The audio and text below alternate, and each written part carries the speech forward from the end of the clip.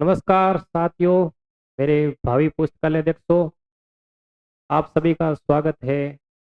RPSC पुस्तकालय अध्यक्ष grade second की भर्ती परीक्षा। दोस्तों, आज का जो टॉपिक रहने वाला है वो पुस्तकालय विज्ञान की फील्ड में सबसे बेसिक कदम माना जाता है।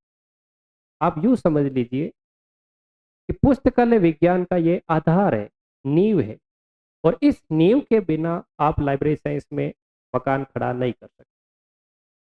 तो चलिए मित्रों, बिना किसी देरी के अपन शुरू करते हैं आज का सबसे इम्पोर्टेंट टॉपिक और सबसे बेसिक। जो आपकी नींव नींव मजबूत रहेगी मित्रों, तो मकान बहुत अच्छा खड़ा होगा और आपके सफलता बहुत जल्दी मिलेगी। तो चलिए शुरू करते हैं आज का इम्पोर्टेंट टॉपिक। और सबसे बेसिक टॉपिक है 5 law of library science.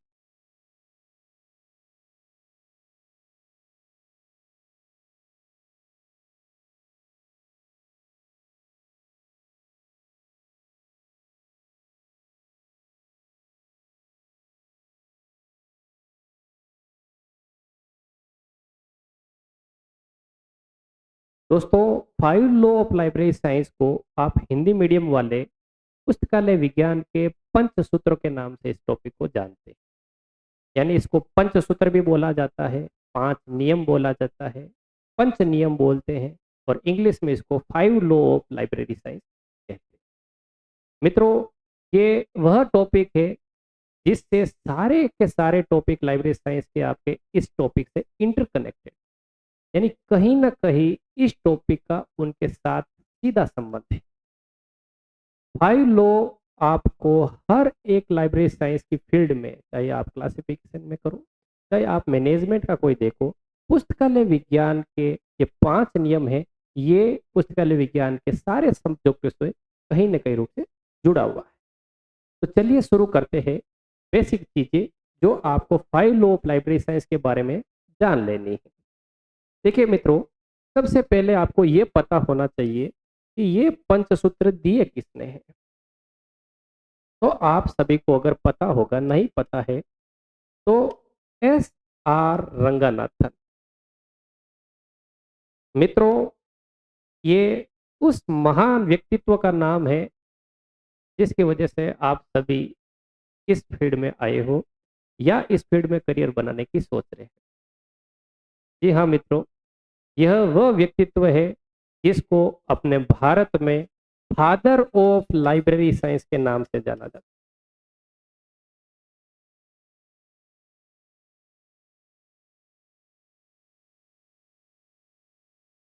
Father of library science, इनको, ये फादर ऑफ लाइब्रेरी साइंस के मित्रों, अगर कोई जानता है तो कमेंट बॉक्स में अपने कमेंट करके जरूर बताएं कि ये फादर ऑफ लाइब्रेरी साइंस की उपाधि दी किसने। मित्रों, ये फादर ऑफ लाइब्रेरी साइंस की उपाधि आपको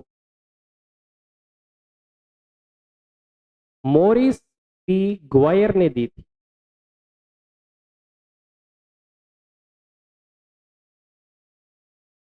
मित्रों, S. R. रंगनाथन को भारत में पुस्तकालय विज्ञान का जनक माना जाता है और इन्होंने सबसे महत्वपूर्ण अपनी रचना की जिसको पंचसूत्र कहते हैं, यानी 5 law of library science. In 5 law of library science का मित्रों, अगर सूत्रपात देखें, यानी इनका निर्माण देखें, तो निर्माण मित्रों 1924 यानी 1924 में इन पंचसूत्रों का निर्माण कर लिया था। देखिए मित्रों, मैं कुछ आपको ईयर्स बताने वाला हूँ इसमें, यानी सन बताने वाला हूँ। ध्यान से देखिएगा, बहुत इंपॉर्टेंट है। और अक्सर अभ्यर्थी इसमें बहुत गलती कर देते हैं क्योंकि वो कंफ्यूज हो जाते हैं कि नहीं सर, एक तो मैंने 1924 पढ़ा था, अरे सर मैंने कहीं 1928 पढ़ा, मैंने कहीं 1931 है। तो मित्रों, आपके जितने भी डाउट है वो सब एक एक करके अभी अपन क्लियर कर लेते हैं। तो मित्रों, पुस्तकालय विज्ञान के पंचसूत्र का तैयार यानी निर्माण तो आपका 1924 में हो गया था, लेकिन प्रतिपादन कब होता है? प्रतिपादन होता है मित्रों 1928 में। कब होता है मित्रों? 1928 में। कहाँ होता है वो भी आपको पता है? कहाँ होता है? तो मीनाक्षी कॉलेज, मीनाक्षी कॉलेज, अन्नामलई नगर।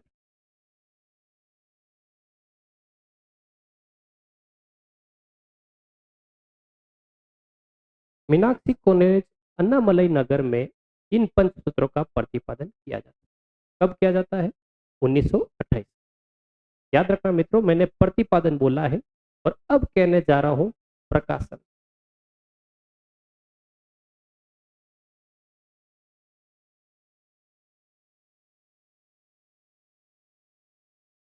मित्रों, प्रकाशन होता है 1931 में, यानी 1931 में। अब आप कहोगे सर, प्रतिपादन में और प्रकाशन में या तैयार करने में क्या फर्क है? तो देखिए साथियों, जैसे कि मान लो मैं कुछ सूत्र अपने घर पे बनाता हूँ, तो वो किए कि मैंने तैयार कर लिए, पहली बार मैं आप लोगों के सामने ला रहा हूँ, तो ये कहते हैं प्रतिपादन करना। और अगर इन सूत्रों को किसी भी प्रिंट रूप में यानी लिखित रूप में, यानी मैं इसको बुक के रूप में पब्लिश करवाता हूँ, तो फिर इसको कहेंगे प्रकाशन करना। तो ये तीनों बहुत इंपॉर्टेंट है कि प्रतिपादन आपका 1928 में मिलेगा। पंचसूत्र बना के तैयार कब कर लिए? तैयार 1924 में कर लिए। प्रतिपादन कब हुआ? 1928 में। और प्रकाशन कब होता है? 1931। अब आपने कहा कि सर प्रकाशन हुआ, तो प्रकाशन किस नाम से? तो सर, आपका वही टॉपिक है जो अपन ने पिछले लिया था। इस बुक का नाम था 5 लॉ ऑफ लाइब्रेरी।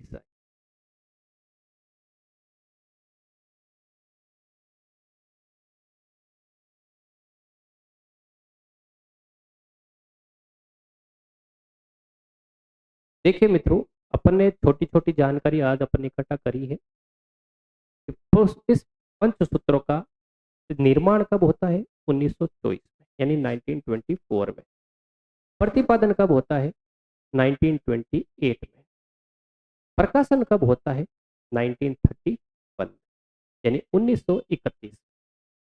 ये तीनों अलग अलग फैक्ट है मित्रों। आप परीक्षा में सीधा सवाल पूछा जाता है कि भाई पुस्तकालय विज्ञान का प्रतिपादन कब होता है, और आधे से ज्यादा लोग उसमें 1931 करके आ जाते हैं। देखिए, जब भी सवाल आता है उस सवाल को आप 2 बार पढ़िए, इंग्लिश वाला वर्जन भी देखिए, आपका क्लियर हो जाएगा डाउट। ऐसे सवालों को आप ध्यानपूर्वक देखिए और वहां पर रुकिए 1 सेकंड के लिए और देखिए कि वो प्रतिपादन का पूछ रहा है या प्रकाशन का पूछ रहा है। अगर प्रतिपादन पूछे तो 1928, प्रकाशन पूछे तो 1930। अब आपने कहा कि सर किस नाम से पुस्तक प्रकाशित होती है? तो मित्रों, पुस्तकालय विज्ञान के पंचसूत्र होते हैं प्रकाशित 5 लॉ ऑफ लाइब्रेरी साइंस के नाम। अब ये जो पुस्तक है, इस पुस्तक की अगर पूछे प्रीफेस किसने लिखी? प्रीफेस मित्रों कहते हैं प्रस्तावना को। प्रस्तावना मित्रों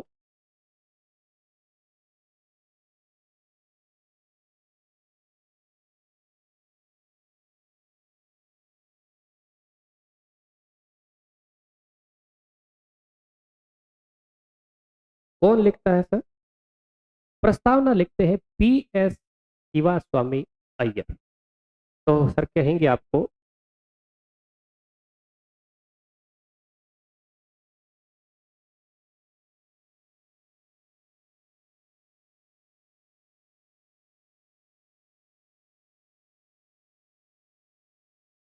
फिर अगर आपको अगर पूछ ले कि इस पुस्तक की भूमिका किसने लिखी, यानी इंट्रोडक्शन किसने लिखा, तो आपका जवाब आएगा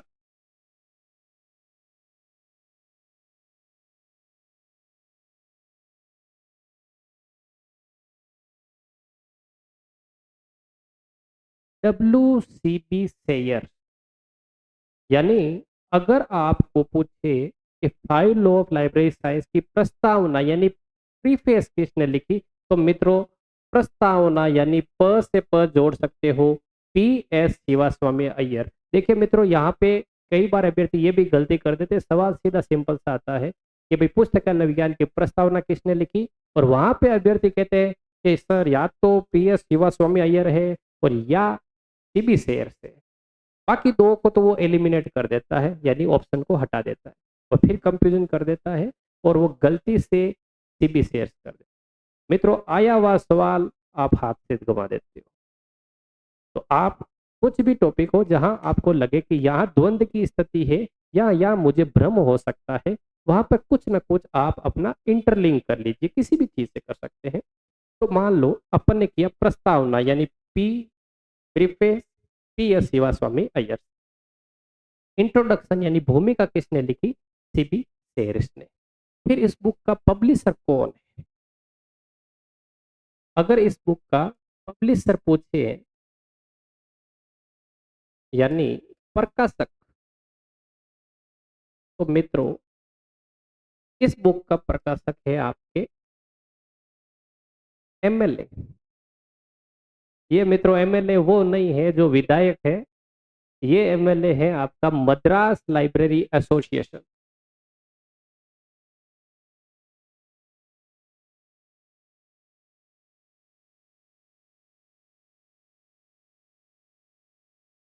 देखिए मित्रों, जहां पे भी आपको कुछ फैक्ट मिल जाए और उसके आसपास की भी जानकारी आपको रहनी चाहिए। जैसे अगर अभी मैंने आपको लिखा है कि भाई इस बुक का प्रकाशक जो था वो MLA है, यानी मद्रास लाइब्रेरी एसोसिएशन है, तो आपको ये पता रखना होगा कि MLA की स्थापना कब होती है? 1928 में, यानी 1928 में। मैडम देखो, सीधा सवाल बनता है एग्जामों में। एग्जाम में सवाल पूछ लिया, five law of library science के प्रकाशक कौन है? आपको कंफ्यूज करने के लिए बोल दिया Madras university, Madras library association, या आपको कुछ और दे दिए। और आपको अगर पूछे कि मद्रास लाइब्रेरी एसोसिएशन की स्थापना होती कब है, तो 1928 में। तो जिस बुक की बात कर रहे हैं अपन, five law of library science की, उस बुक के प्रकाशक कौन है? Madras library association. आपने इसका पहला संस्करण वो तो आपने देख ही लिया। प्रथम संस्करण इसका आता है 1931 में, यानी 1931 में। और द्वितीय संस्करण इस बुक का आता है 1957, यानी 1957 में। इस बुक के ये दो एडिशन है, यानी दो संस्करण। प्रथम संस्करण कब आता है मित्रों? 1931 यानी 1931। और दूसरा संस्करण कब आता है आपका? 1957 में। देखिए मित्रों, कई बार इससे थोड़ा आगे भी पूछ ले कि यानी इस पुस्तकालय विज्ञान की five law of library science की पुस्तक को डेडिकेट किसको करते हैं? तो मित्रों, SR रंगनाथन के दो पत्नियां हैं, उसमें से देखो मित्रों, पत्नियां तो एक ही न्याल कर देती है, लेकिन इसके तो दो दो थी। कोई बात नहीं। रुक्मणी,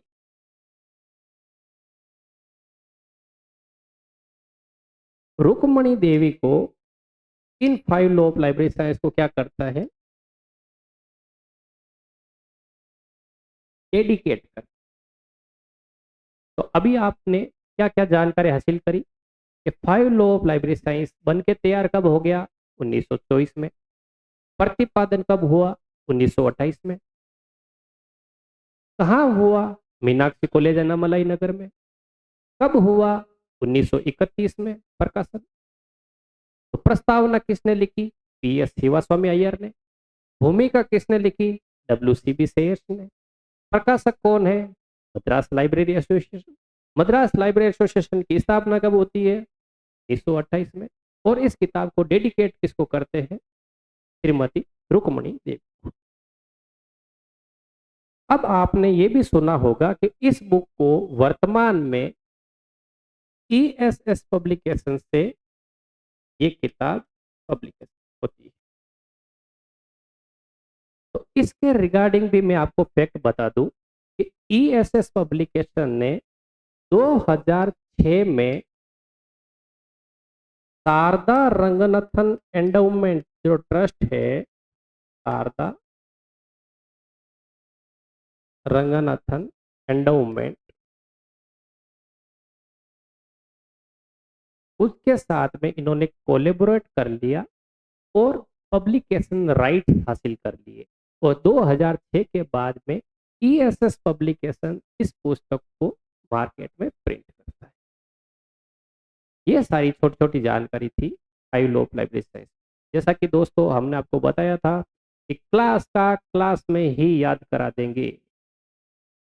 तो चलिए मित्रों शुरू करते हैं, वापस जल्द से जल्द शुरू करते हैं। Five law of library science किसकी देन है? S R Ranganathan. S R Ranganathan का अगर पूरा नाम पूछे, एस आर रंगनाथन का लो जी पूरा नाम आपको पता होना चाहिए। एस आर रंगनाथन का पूरा नाम है सियाली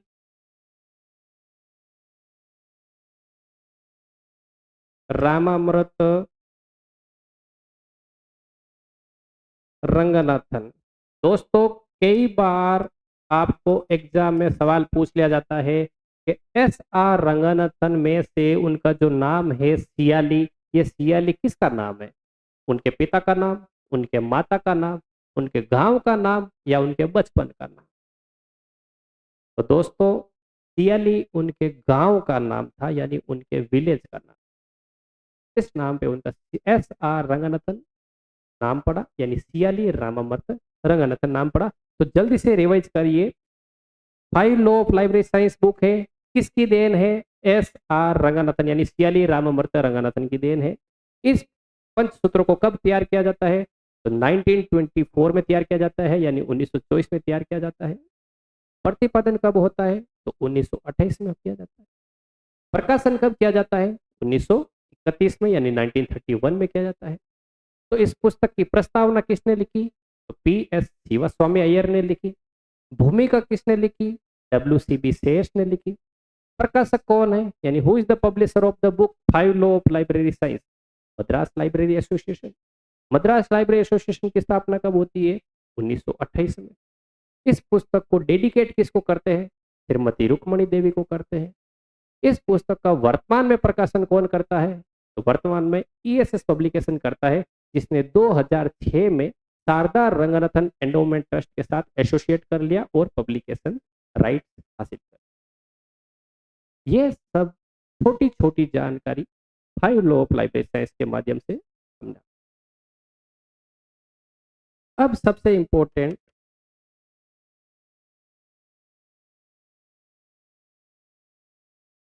कि ये फाइव लॉ है कौन कौन?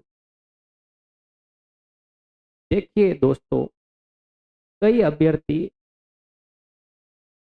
अज्ञानतावश इन 5 नियमों की सीक्वेंस ही याद नहीं करते, यानी इनका सही क्रम याद नहीं करते और सोचते हैं, ऐसे बताते हैं कि एक तो ये नियम है, एक वो है, एक ये है, एक तो ये है और एक फलाना है, ये 5 नियम है। ऐसे नहीं है। इन पंच सूत्रों की सीक्वेंस यानी क्रम बहुत जरूरी है, क्योंकि परीक्षा में सीधा सवाल पूछ लिया जाता है कि भाई पुस्तकालय विज्ञान का तर्कीय नियम क्या है, what is the second law, what is the fourth law, या लॉ देख के यानी नियम देख के आपसे पूछ लिया जाएगा कि ये कौन सा नियम है, यानी दूसरा वाला है, चौथा वाला है, पांचवा है, कौन सा। तो मित्रों इन सभी का क्रम बहुत आवश्यक है। तो आइए नजर डालते हैं इन 5 लॉ पर। मित्रों आपका सबसे पहला नियम आ जाता है, यानी प्रथम सूत्र जो है,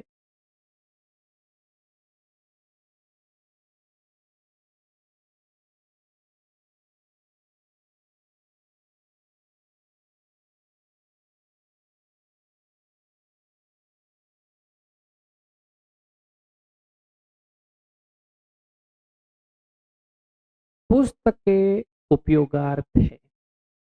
मित्रों हिंदी मीडियम वालों, मैं आपको विशेष आग्रह करूंगा कि आप हिंदी के साथ साथ इंग्लिश पे भी नजर बनाइए रखिए। इंग्लिश बहुत जरूरी है, क्योंकि अभी अगर अपन आगे नियमों में जब व्याख्या करेंगे पढ़ेंगे तब मैं आपको बताऊंगा कि इंग्लिश कितनी जरूरी है। लेकिन उससे पहले अपन पंच नियमों के बारे में बात कर ले।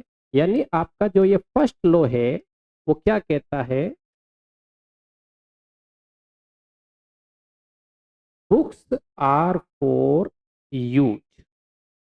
यानी क्या कहता है कि पुस्तकें जो है यानी बुक्स जो है वो उपयोग के लिए बनी है। आप देखते होंगे ना कई बार पुराने जमानों में क्या होता था, लाइब्रेरीज में बुकों को क्या करके रखा जाता, बंद करके रखा जाता था। कोई भी यूजर्स उस बुकों तक पहुंच नहीं पाते थे। उनको बंद रखा जाता था, यानी स्टोर किया जाता था, प्रिजर्वेशन का भाव आता था। लेकिन फिर रंगनाथन जी महोदय ने कहा कि नहीं, पुस्तकें तो उपयोग के लिए बनी, यानी बुक्स यूज में आनी चाहिए। इसी बात पे उन्होंने पहला नियम दे दिया, यानी बुक्स आर फॉर यूज। दूसरा नियम है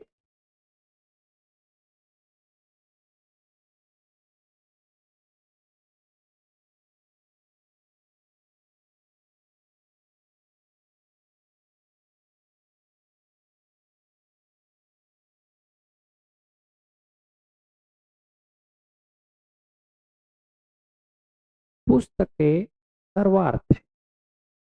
यानी इसको अगर अपन ये कह दे इंग्लिश में,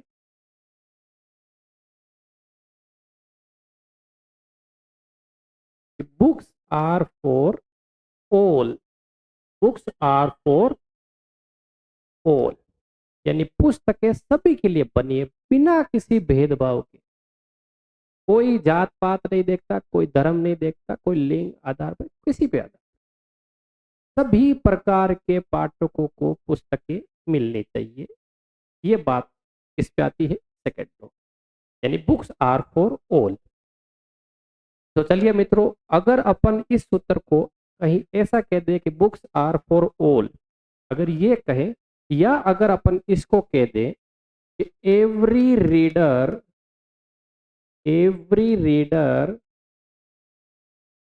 should have it's book, should have it's book. तो मित्रों, इसमें अपन कोई दूसरी बात तो नहीं कह रहे, जरा वापस गौर कीजिए।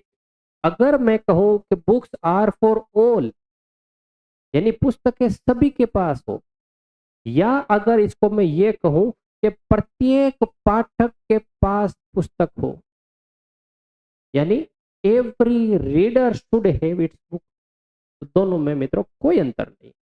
यानी अगर मैं कह दूं कि मेरे सामने 10 लड़के बैठे हैं, और मैं अगर इनको कहूं कि आप सभी के पास में एक एक पुस्तक होनी चाहिए, या सभी को पुस्तक मिलनी चाहिए, यानी 10 को पुस्तकें मिलनी चाहिए, और या मैं इसको कहूं कि यहाँ पर जितने भी मौजूद है सभी यूजर्स को, यानी सभी पाठकों को पुस्तक मिलनी चाहिए, तो मित्रों एक ही बात है ये तो आप इसको कैसे भी याद रखें, यानी बुक्स आर फॉर ऑल कहो तो भी वही बात है, या ऐसे कहो कि every reader should have it's book, यानी प्रत्येक पाठक को उसकी पुस्तकें प्राप्त। मित्रों, अगर आप दूसरा नियम ध्यान से देखते हो, तो इसी के आधार पर आपको तीसरा नियम, यानी इसका जस्ट उल्टा, इसका अनुपूरक ही है। तो तीसरा सूत्र कहता है आपका,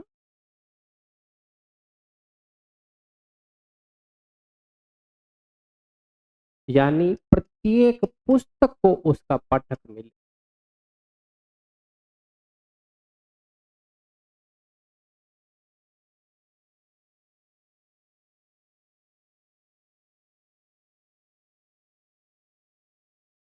क्या कहेंगे इसको, इंग्लिश मीडियम के जो भी कोई कैंडिडेट है उसके लिए भी मैं लिख के दे रहा हूं, आपको कोई भी कंफ्यूजन नहीं है, यानी every book should have it's reader.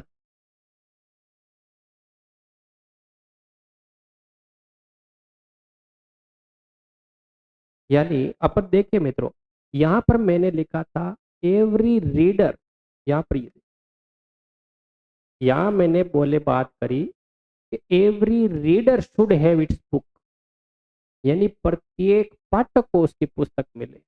लेकिन मित्रों मैं यहाँ क्या बात कर रहा हूँ, every book should have it's reader, यानी एक अपन की आम भाषा में बोले, यानी चाकू खरबूजे पे गिरे या खरबूजा चाकू पे गिरे, लाइक वैसी सिचुएशन है। दूसरा नियम आपका कहता है every reader should have it's book, यानी प्रत्येक पाठक को उसकी पुस्तक मिले। लेकिन तीसरा सूत्र इसका जस्ट उल्टा है, यानी every book should have it's reader. चौथे नियम की अगर बात करें,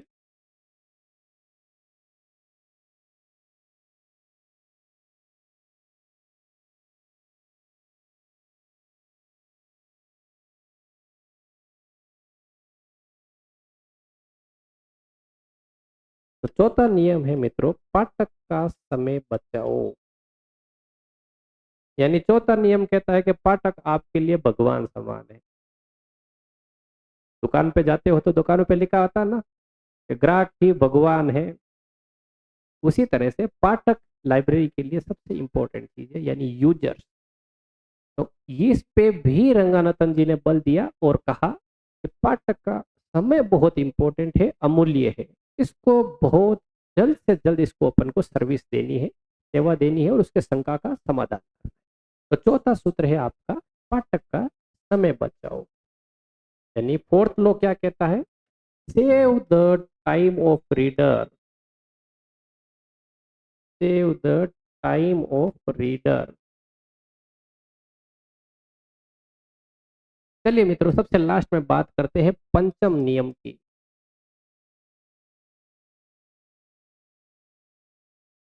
मित्रों, पंचम नियम, इस पे विशेष फोकस कर लेना, क्योंकि अभी अपन ने थोड़ी देर पहले जो बात करी हिंदी मीडियम और इंग्लिश मीडियम की, वो यहीं पे आपका डाउट क्लियर होगा। पंचम नियम कहता है कि पुस्तकालय पुस्तकालय एक वर्धनशील एक वर्धनशील खाली जगह है।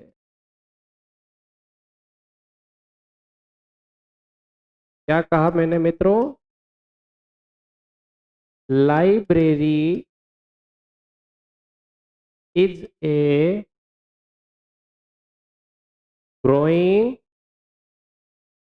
अब आप कहोगे सर ये देश देश देश क्या होता है, खाली जगह क्यों छोड़ी? मित्रों, सारा खेल यही छिपा हुआ है। देखिए मित्रों, अगर आप किसी भी विश्वविद्यालय से अगर आपने डिप्लोमा या बेस्ट डिग्री हासिल करी है, मान लीजिए आपने वर्तमान महावीर खुला विश्वविद्यालय कोटा से करी है या कहीं से भी, उसमें कई बार आपको गलत जगह लिखा हुआ यह मिल जाता है कि भाई पुस्तकालय एक वर्धनशील संस्था है।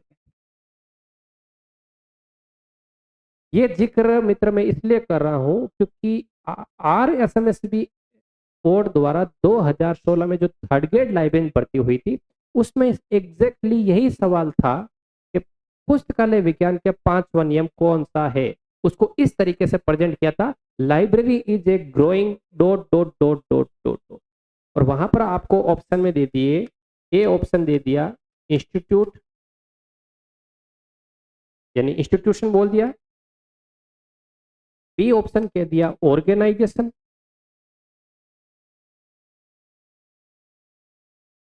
डी कह दिया ऑर्गेनिज्म, या डी कुछ भी कह सकते हैं आप। तो मित्रों, जिस किसी ने भी हिंदी मीडियम में यह पढ़ा है कि पुस्तकालय एक वर्धनशील संस्था है, और इतना कहते ही वो सोचेगा, संस्था को तो इंग्लिश में इंस्टीट्यूशन कहते हैं, और वो यहाँ पर ए करके आ जाएगा और ये सोचेगा कि लो मेरे 2 नंबर तो पक्के हो गए। फिर होता क्या है, कर्मचारी चयन बोर्ड आंसर की जारी करती है, उसमें वो कहता है कि नहीं, इसका आंसर तो आपका सी है, यानी ऑर्गेनिज्म है। कैंडिडेट यही नहीं रुकता, वो तब भी कहता है कि नहीं, कर्मचारी चयन बोर्ड तो गलत है, अपने सही है, अपन लगाएंगे ऑब्जेक्शन। और जब वो ऑब्जेक्शन लगाने के लिए ऑथेंटिक सोर्स के पास जाता है, ऑथेंटिक सोर्स तक यानी प्रमाणिक स्रोत तक पहुंचता है, और वहां पर उसको मिलता है library is a growing organism, यानी पुस्तकालय एक वर्धनशील जीव है। यानी क्या है? जीव है। क्योंकि ये मत मित्रों, ये जीव वो जीव कीड़े मकोड़े वाला नहीं है। यहां पर ये जीव की बात कर रहा है सजीव की। यानी जिस तरह एक सजीव निरंतर रूप से वृद्धि करता रहता है, विकास करता रहता है, यानी ग्रोथ डेवलप करता रहता है, कभी भी एक जैसी स्थिति में नहीं रहता, वैसा ही पुस्तकालय के बारे में कहा है रंगनाथन। यानी रंगनाथन जी का मानना है कि भी 5वें नियम में पुस्तकालय एक वर्धनशील क्या है? जीव है, यानी सजीव है, यानी library is a growing organism. ये गलती कर देते हैं यहाँ पर कई बार हिंदी मीडियम के स्टूडेंट, और वहां पर पुस्तकालय एक वर्धित संस्था करके आ जाते हैं, और संस्था क्या इंग्लिश में ट्रांसलेट कर लेते हैं इंस्टीट्यूशन, और अपने आया हुआ सवाल के मार्क्स भी गंवा देता है। चलिए मित्रों, ये 5 नियम है, इसके बारे में तो आपने जानना ही। इसके अलावा 1992 में 1992 जो मित्र या अभ्यर्थी जानते हैं तो वो मुझे बताइए, 1992 का यानी 1992 का अपने पुस्तकालय विज्ञान की दिशा में ये कदम किस क्षेत्र में इंपॉर्टेंट माना जाता है? कमेंट सेक्शन में मुझे जरूर बताइए। चलिए मैं आपके पास जानकारी पहुंचाता हूं कि 1992 में यानी 1992 में रंगनाथन जी का क्या होता है मित्रों? जन्म शताब्दी वर्ष है।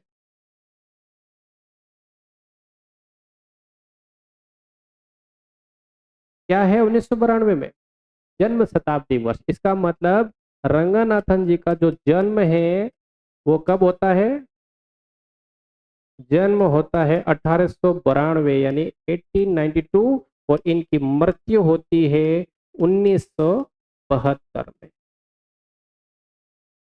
तो 1992 में रंगनाथन जी के जन्म शताब्दी के अवसर पर आपके एक महोदय निकल के आते हैं, James R rating. James R rating महोदय ने उन 5 सूत्रों से आगे बढ़कर एक और छठा सूत्र दिया। उन्होंने कहा कि प्रत्येक पाठक को, यानी ये छठा सूत्र क्या है? Every reader should have it's freedom, यानी 5 सूत्रों की बात आपके रंगनाथन जी करके चले गए। और 1992 में जेम्स आर रेटिंग महोदय ने रंगनाथन जी के जन्म शताब्दी के अवसर पर अपनी बात रखी, और उन्होंने कहा कि भाई साहब ये 5 सूत्र ही तो है, लेकिन मेरी तरफ से ये छठा सूत्र है। यानी छठा सूत्र कौन दे रहा है? James R rating. वो ये कह रहे हैं कि भाई प्रत्येक पाठक को उसकी स्वतंत्रता प्राप्त हो, यानी every reader should have it's freedom. चलिए इसके आगे एक और एडिशनल इंफॉर्मेशन देते हैं। पंचसूत्रों के अलावा आपको पुरोमेन पुरोमेन एंड पेकारिन, यानी पुरोमेन एंड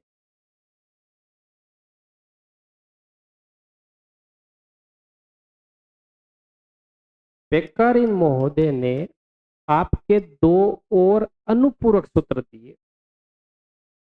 ये 2 अनुपूरक सूत्र क्या दिए? ये छठा सूत्र जो है, उन्होंने कहा कि every reader have his library, have his oblique her library. यानी इन्होंने क्या कहा कि प्रत्येक पाठक को उसका पुस्तकालय प्राप्त हो। क्या है छठा सूत्र? प्रत्येक पाठक को उसका पुस्तकालय प्राप्त हो, यानी एवरी रीडर्स हैव हिज, या हर कह सकते हैं, लाइब्रेरी। और सातवां क्या है? सातवां अनुपूरक सूत्र दिया, एवरी राइटर हैज